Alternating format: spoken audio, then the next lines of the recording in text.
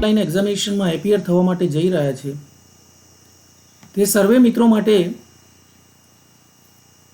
હું જાણું છું કે આપ સર્વે મિત્રો CHNN 404ના યુનિટ નંબર 3 અને 4 આ બે યુનિટને લઈને આપ સર્વે મિત્રો બહુ ચિંતિત છો, કારણ કે યુનિફાઇંગ પ્રિન્સિપલ્સ ઓફ સ્પેક્ટ્રોસ્કોપીનો યુનિટ અને મોઝબાર સ્પેક્ટ્રોસ્કોપીમાં હજી સુધી એક પણ વિડીયોઝ બહાર પડેલ નથી. તો સ્વાભાવિક છે આપ સર્વે મિત્રો બહુ ચિંતિત છો આ બાબતે MCQઝને લઈને. તો આપ સર્વેની લાગણીને માન આપી અને મેં આ બંને યુનિટ માટે MCQઝની એક વિડીયોની સિરીઝ ચાલુ કરી. તો આજે MCQઝ part 1 of unifying principles of સ્પેક્ટ્રોસ્કોપીનો પાર્ટ 1 આપ સર્વે મિત્રોની સામે મૂકી રહ્યો છું. આશા રાખું છું કે આપ સર્વે મિત્રોને ખૂબ ખૂબ ગમશે અને વધુ સમય નહીં બગાડતા શરૂ કરું છું MCQઝ of unifying principles of spectroscopy. મિત્રો આ યુનિટનો પહેલો ક્વેશ્ચન છે, electromagnetic radiations is that energy is absorbed or emitted by a matter in discrete amount is known as. મિત્રો આપણે જાણીએ છીએ, ગુજરાતીમાં સમજાવું તો ઇલેક્ટ્રોમેગ્નેટિક રેડિયેશન્સ છે એ રેડિયેશન્સ મેટરમાં, મેટર એટલે કોઈ પદાર્થ, વસ્તુ, દ્રવ્ય, કોઈ પદાર્થમાં જ્યારે એબ્સોર્બ થાય છે અને એબ્સોર્બ થયા પછી એમિટ થાય છે, ઉત્સર્જિત થાય છે, તો આ સમગ્ર જે ઇન્ટરેક્શન છે ઇલેક્ટ્રોમેગ્નેટિક ઇન્ટરેક્શન, એની એબ્સોર્બ્ડ કે એમિટેડ જે એનર્જી છે એ એનર્જી ઇન ડિસ્ક્રેટ એમાઉન્ટ, એક ચોક્કસ એમાઉન્ટમાં એ એબ્સોર્બ થાય છે અને ચોક્કસ એમાઉન્ટમાં ઉત્સર્જિત થાય છે. So that energy is known as, કયા નામથી ઓળખાય છે? ક્વોન્ટા અથવા ફોટોન, ક્વોન્ટમ, માસ કે વેવ નંબર. તો મિત્રો આમાં થોડીક હિન્ટ આપી દઉં. આપ જોઈ શકો છો આ ભૂમિ અવસ્થા છે, it is a ground state of a matter, right. એની એનર્જીનું સ્ટેટ છે E1 અને એક્સાઇટેડ સ્ટેટ છે E2.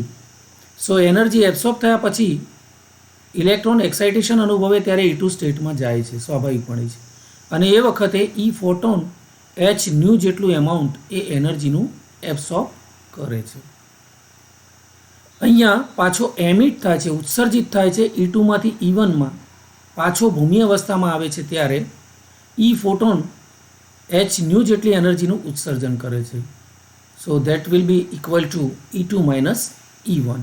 ઓકે, તો આ પ્રકારે જે h ન્યુ છે એ h ન્યુ શોષાય છે અથવા ઉત્સર્જિત થાય છે જે શક્તિના ચોક્કસ જથ્થામાં, જેને આપણે શક્તિનું ચોક્કસ પેકેટ કહીએ છીએ, કોન્સ્ટન્ટના રૂપમાં એ શોષાય કે ઉત્સર્જિત થતી નથી, પરંતુ શક્તિના ચોક્કસ પેકેટ h ન્યુ 1માં થાય છે, h ન્યુ 2માં, h ન્યુ 3 એ પ્રકારે. તો આ h new 1, h new 2 that is called a photon or quanta. Okay, તો કરેક્ટ આન્સર છે option A, quanta. Question number 2. Which technique is mostly used to measure the energy difference between molecular energy states? મિત્રો આણ્વીય શક્તિ સપાટીઓ જે છે એની વચ્ચે જે આ એનર્જીનો difference છે, એક્સાઇટેડ સ્ટેટ અને ગ્રાઉન્ડ સ્ટેટ, E1 થી E2 કે E0 થી E1. ઓકે, તો આ જે એનર્જીનો ડિફરન્સ ઉત્પન્ન થાય છે એ યુનિફાઇંગ સ્પેક્ટ્રોસ્કોપીના સિદ્ધાંત પ્રમાણે કઈ ટેકનિકો એમાં યુઝ થાય છે એને માપવા માટે, એને મેઝર કરવા માટે? IR spectra, X ray, UV visible spectroscopy કે ઓલ? તો મિત્રો જાણો જ છો, રિસર્ચ કરતા વિદ્યાર્થીઓને પણ માલુમ હશે કે આ એનર્જીનો જે ડિફરન્સ ઉત્પન્ન થાય છે એ આપણને IR સ્પેક્ટ્રોસ્કોપીથી પણ મેઝર થાય છે. કેટલીક બાબતો એમાં એવી છે જે એના સ્ટ્રક્ચર, બંધારણો જોવા માટે એક્સરે પણ વપરાય છે. એના સ્પેક્ટ્રોસ્કોપી એટલે કે સ્પેક્ટ્રમ લેવા માટે યુવી વિઝિબલ સ્પેક્ટ્રોસ્કોપી પણ ઉપયોગમાં આવે છે. ધેટ મીન્સ કે the energy absorbed by a molecule may bring changes in one or more of its energy levels such as rotation, vibrational and electronic. આ બધી જે શક્તિઓ છે વિવિધ પ્રકારની એમાં ચેન્જ આવે છે. ઓકે, એનું એક્ઝામ્પલ ઓફ એબ્સોર્પ્શન સ્પેક્ટ્રા, યુવી સ્પેક્ટ્રા છે 185 ટુ 400 નેનોમીટર વચ્ચે આપણે રિપોર્ટ અથવા નોંધીએ છીએ. વિઝિબલ સ્પેક્ટ્રોસ્કોપી 400થી 800 નેનોમીટરની વચ્ચે અને આઈઆર સ્પેક્ટ્રોસ્કોપી આટલા માઇક્રોમીટર અથવા નેનોમીટરની વચ્ચે એને માપવામાં આવે છે. So these technologies or these techniques are already used mostly to measure the energy difference between molecular energy states. એનો મતલબ એવો થાય કે correct option is D, all these is already used. આ બધી સ્પેક્ટ્રોસ્કોપીનો ઉપયોગ થાય છે. મિત્રો, તો આની સાથે ક્વેશ્ચન નંબર 3 પણ આપ બરાબર નોંધી લેજો. Which technique is not used to measure the energy difference? કઈ એવી ટેકનિક છે જેનો ઉપયોગ નથી થતો? તો આમાં માસ સ્પેક્ટ્રોસ્કોપીની કોઈ જરૂર પડતી નથી, કારણ કે આઈઆર ઉપયોગમાં લેવાય છે, એક્સરે પણ લેવાય છે અને યુવી વિઝિબલ પણ લેવાય છે. So mass technology or technique is not already used.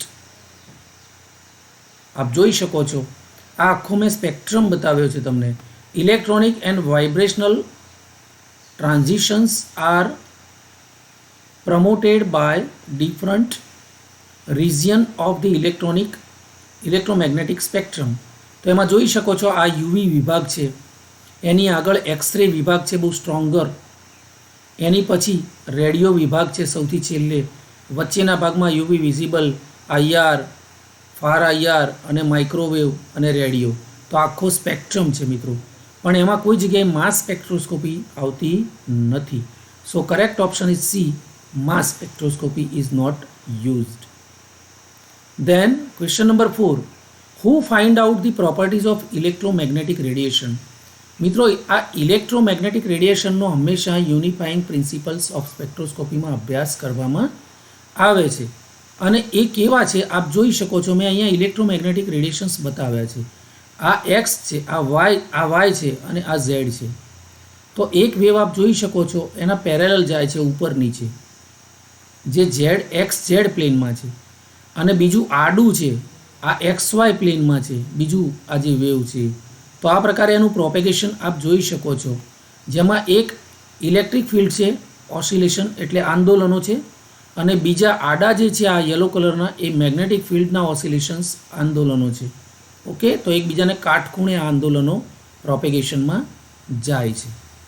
તો એમાં આવા પ્રોપેગેશન્સ અને આવી લાક્ષણિકતા એકબીજાને કાટખૂણે પ્રોપેગેશનમાં જવાની, અને એક ઇલેક્ટ્રિક ફિલ્ડ ઓસિલેશન છે, બીજું મેગ્નેટિક ફિલ્ડ છે, અને એ બંને મળીને ઇલેક્ટ્રોમેગ્નેટિક રેડિયેશન્સના ગુણધર્મો જે છે એ સમજાવવાનું સૌ પહેલાં કોણે શોધેલું અથવા કોણે ફાઇન્ડ આઉટ કરેલું? મેક્સ પ્લાન્કે, આલ્બર્ટ આઇન્સ્ટાઈન, મેક્સવેલ કે રુધરફોર્ડ? તો મિત્રો કરેક્ટ ઓપ્શન છે સી, મેક્સવેલ નામના સાયન્ટિસ્ટે 1984માં આ કોન્સેપ્ટ આપણને આપેલો અને એના ગુણધર્મો આપણને સમજાવેલા. Then question number 5, the wavelength lambda of electromagnetic radiation is not expressed or measured in. મિત્રો, ઇલેક્ટ્રોમેગ્નેટિક રેડિયેશન જે છે એની વેવલેન્થ એટલે તરંગ લંબાઈ ઇઝ નોટ મેઝર્ડ. કયો એવો એકમ છે જેમાં માપવામાં આવતી નથી? રાઈટ, એનો મતલબ આમાં 3 ઓપ્શન એવા છે જે એકમમાં માપવામાં આવે છે, અને એક એકમ એવો છે કે જે એકમમાં માપવામાં આવતી નથી. That is angstrom, meters, nanometers or hertz. Okay, wavelength તરંગ લંબાઈ કયા એકમમાં માપવામાં આવતી નથી? તો અહીંયા જોઈ શકો છો મિત્રો, 1 એંગસ્ટ્રોમ મેં માપ પણ આપ્યું છે. 1 angstrom is equal to 10⁻8 centimetre is equal to 10⁻10 metre is equal to 0.0 nanometre, અને બીજો જે યુનિટ છે that is 1 nanometre is equal to 10⁻9 metre. Right, એનો મતલબ લેમ્બડા જે છે એ એંગસ્ટ્રોમ, મીટર, સેન્ટીમીટર અને નેનોમીટરમાં માપવામાં આવે છે.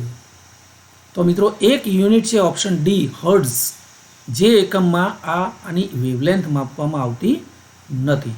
Than question number 6, the frequency new frequency of electromagnetic radiation is expressed in or measured in which unit? કયા એકમમાં ઇલેક્ટ્રોમેગ્નેટિક રેડિયેશન્સ જે છે એની ફ્રીક્વન્સી ન્યૂ માપવામાં આવે છે? મિત્રો ક્વેશ્ચનને સમજવાનો પ્રયત્ન કરજો. અહીંયા કયા યુનિટમાં આ ફ્રીક્વન્સી માપવામાં આવે છે? તો આપ જોઈ શકો છો 1 hertz is equal to 1 cycle per second and 1 fresnel is equal to 10⁻12 hertz. તો મિત્રો હર્ટ્ઝનો યુનિટ આપણને હર્ટ્ઝ નામના સાયન્ટિસ્ટે આપેલું, એટલે એના નામ ઉપરથી HZ એટલે કે હર્ટ્ઝ યુનિટનું નામ લખવામાં આવેલું છે. એનો મતલબ છે કે ઇલેક્ટ્રોમેગ્નેટિક રેડિયેશનની ફ્રીક્વન્સી જે છે એ એંગસ્ટ્રોમમાં માપવામાં આવતી નથી, મીટરમાં માપવામાં આવતી નથી, નેનોમીટરમાં પણ નહીં, ફક્ત હર્ટ્ઝમાં જ માપવામાં આવે છે. ઓકે, અને એની શોધ કરી હતી હર્ટ્ઝ નામના સાયન્ટિસ્ટે. Then question number 7, the wave nature of electromagnetic radiation fails to explain the phenomena. મિત્રો ઇલેક્ટ્રોમેગ્નેટિક રેડિયેશન જે છે એનો વેવ નેચર એટલે કે તરંગ સ્વભાવ એ કઈ વસ્તુ સમજાવવા માટે નિષ્ફળ ગયો અથવા સમજાવતો નથી? તો photo electric effect, reflection, refraction કે રેન્ફોર્સમેન્ટ? રાઈટ. સુદૃઢીકરણ, રિફ્રેક્શન એટલે વક્રીભવન, રિફ્લેક્શન એટલે પરાવર્તન.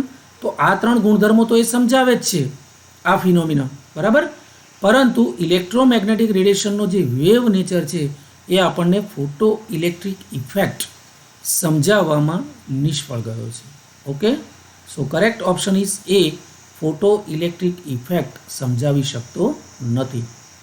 Than question number 8, the energy E of photon is proportional એટલે સમપ્રમાણમાં છે. E કોના સમપ્રમાણમાં છે મિત્રો? જે ક્વોન્ટા શોષાય છે અને ઉત્સર્જિત થાય છે એ ચોક્કસ પ્રકારનું પેકેટ, ધેટ ઇઝ ક્વોન્ટા અથવા ફોટોન. તો એમાં એનર્જી જે છે E h new bar, h new is equal two proportional is equal two સમપ્રમાણમાં. તો h ન્યુના પ્રમાણમાં છે, h ન્યુ લેમડા કે h સી લેમડા. તો મિત્રો આપ જોઈ શકો છો photons or waves and particles, energy of a photon directly proportional of E is equal to h nu. Okay, અને કદાચ આવું સમીકરણ આપ્યું હોય તો એ પણ inverse proportional to the wavelength E is equal to hc upon lambda, right. New is equal two c upon lambda. So E is equal to c upon lambda આપ્યું હોય ઓપ્શનમાં તો એ પણ લખી શકાય. ઓકે, તો correct option E is equal to h new, અહીંયા c upon lambda આપ્યું હોય તો પણ કરેક્ટ આન્સર બને છે, right. So correct option is B, E is equal to h nu. Then question number 9, what is the value of Planck's constant? મિત્રો પ્લાન્કનો અચળાંક જે છે h એની વેલ્યુ આમાંથી કેટલી છે? 6.6 into 10⁻³ joules, 6.625 into 10⁻23 joules, 6.626 into 10⁻34 કિલોજૂલ કે પછી 6.626 into 10⁻34 joules? તો મિત્રો જોઈ શકો છો પ્લાન્ક કોન્સ્ટન્ટનું વેલ્યુ જે છે એ અર્ગ સેકન્ડમાં જો હોય તો 6.626 into 10⁻27 અર્ગ સેકન્ડ બને છે, અને જૂલમાં આપ્યું હોય તો 6.626 into 10⁻34 joule. So correct option is D, 6.626 into 10⁻34 joule. Okay, then last question number 10, higher the frequency of radiation, જેમ રેડિયેશનની ફ્રીક્વન્સી આવૃત્તિ વધે તેમ its energy will be greater, smaller થાય છે, એટલી ને એટલી રહે છે કે નન ઓફ ધીઝ? તો જેમ ફ્રીક્વન્સી વધે છે રેડિયેશનની એમ એની એનર્જીમાં શું ફેર પડે છે? તો મિત્રો આપ જોઈ શકો છો અહીંયા gamma rays, X ray rays, ultraviolet, infra, far infra, visible વચ્ચે છે, ધેન માઇક્રોવેવ અને લાસ્ટમાં રેડિયો વેવ્સ. તો લોંગર વેવલેન્થ, સૌથી લાંબી વેવલેન્થ કોની છે? રેડિયો વેવ્સની, રાઈટ. અને લોઅર ફ્રીક્વન્સી, સૌથી ઓછી ફ્રીક્વન્સી છે, તો એની એનર્જી સૌથી ઓછી છે. આપણો પ્રશ્ન છે હાયર ધ ફ્રીક્વન્સી, તો અહીંયા જોઈ શકીએ છીએ શોર્ટર ધ વેવલેન્થ, જેની વેવલેન્થ ટૂંકી છે એવા એક્સરે, ગામાસ આ બધા જે છે એની વેવલેન્થ ટૂંકી છે અને ફ્રીક્વન્સી બહુ હાઈ છે, તો એનર્જી પણ હાઈ છે. So correct option is A. Higher the frequency of radiation its energy will be greater. Okay, તો મિત્રો આ પ્રકારે શરૂઆતમાં મેં 10 ક્વેશ્ચન યુનિફાઈંગ પ્રિન્સિપલ્સ ઓફ સ્પેક્ટ્રોસ્કોપીના આપ સર્વે મિત્રોને આપવાનો પ્રયત્ન કર્યો છે. ખૂબ મહેનત કરીને બનાવી રહ્યો છું. આશા રાખું છું આ ક્વેશ્ચન આપ સર્વે મિત્રો ખૂબ ખૂબ ગમાડશો, લાઈક કરશો, અન્ય ગ્રુપોમાં વધુમાં વધુ શેર કરશો અને દરેક મિત્રો અન્ય ગ્રુપોમાં પણ મિત્રો હોય, સગા સંબંધીઓમાં હોય આપના અન્ય ગ્રુપોમાં, એ દરેક મિત્રોને મારી ચેનલ સબસ્ક્રાઈબ કરવા માટે